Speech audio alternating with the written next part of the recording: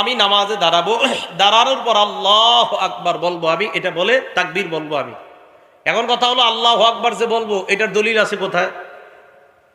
হ্যাঁ, এই যে আমি আল্লাহ আকবার বলবো সূরা মুদ্দাসসিরের মধ্যে আছে। আল্লাহ পাক রব্বুল আলামিন বলেন, ইয়া আইয়ুহাল মুদ্দাসসির কুম ফাআনজির ওয়া রাব্বাকা ফাকাব্বির। সূরা মুদ্দাসসিরের 3 নম্বর আয়াতে আল্লাহ বলেন ওয়া রাব্বাকা ফাকাব্বির, তাকবীর বলো, আল্লাহু আকবার বলো। তাহলে আল্লাহু আকবার বলা পাইলাম। এখন আল্লাহু আকবার বলেই যে শুরু করতে হবে এটার দলিল কোথায় আছে?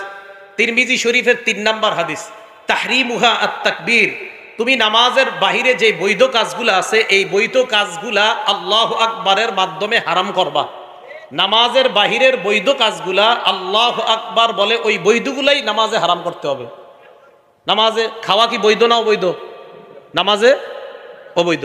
বলেন নামাজের বাহিরে খাওয়া বৈধ না অবৈধ? নামাজে অবৈধ। তাহলে নামাজের বাহিরের অবৈধ কাজগুলা আল্লাহ